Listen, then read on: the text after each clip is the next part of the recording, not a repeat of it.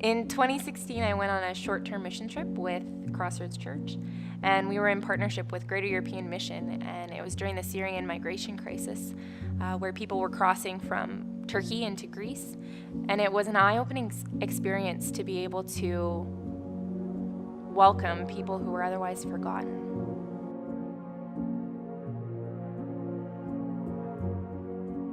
And at that time, there was a picture of a young boy who had washed up on the shore. And he was part of a family that was trying to escape the war in Syria. So he crossed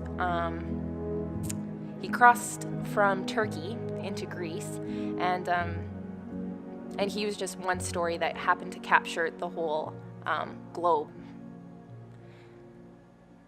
It was crazy to see, I guess, the stories behind every person, and to think that each person was leaving something behind, and each person had a family, and each person, had a story to tell. And I guess when I was in Greece, it was just solving kind of crisis after crisis. Somebody needed milk for their baby, somebody needed clothes, somebody needed a doctor. So it was very much so this feeling of being helpless, but also at the same time wanting to know their story. And so I wanted to come back to Red Deer and meet people. My journey in Red Deer began when a friend of mine was visiting Syrians in the hotel. So it started, she had connections to know that families were coming in.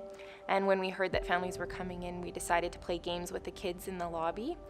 And so we would knock on the door, ask the kids to come play with our broken English, and somehow they got it. So the kids would come to the lobby and we'd play games together. And then from there, it really just snowballed. The families would invite you in. They'd say, come drink coffee, come drink tea, and then come to our new house. And so it was really a snowball effect of once you met one family, oh, meet our friends, meet another. And then, it just went. And so I met lots of families that way, and they were just excited to meet Canadians and to be welcomed in the city, but they also had a lot of needs that had to be met. So it started with meeting material needs, like helping them find couches or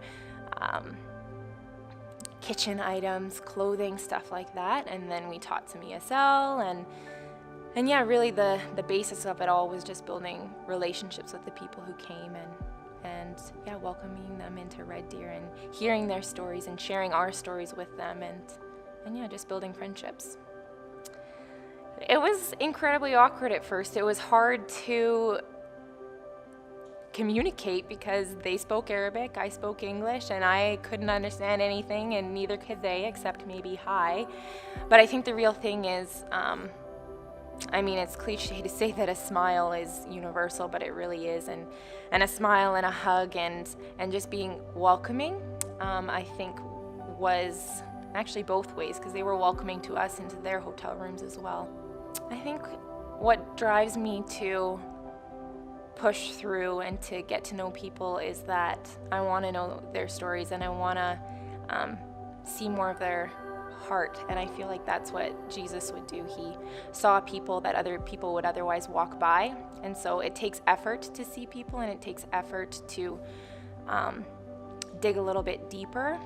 So the thing with evangelism is it always seems kind of so big and so scary, but I guess I've just realized that it's really just walking alongside other people and doing life with them and pointing them to Jesus. But the big thing is I'm not out to convert anybody. I'm not out to make them forsake their religion and join mine or anything like that. It's just if I can offer them hope or peace or joy or freedom that they don't know. I think sometimes we take those things for granted, and so why wouldn't I tell them about that? Why wouldn't I offer them, actually it's an amazing gift that we have a God who does life with us, who cares about us, and that we have a community that does the same. And I just think that it's an amazing opportunity to just simply walk alongside people the same we would any other Canadian, and to show them God's love, to speak as well. But really, it's simpler than I think we make it seem.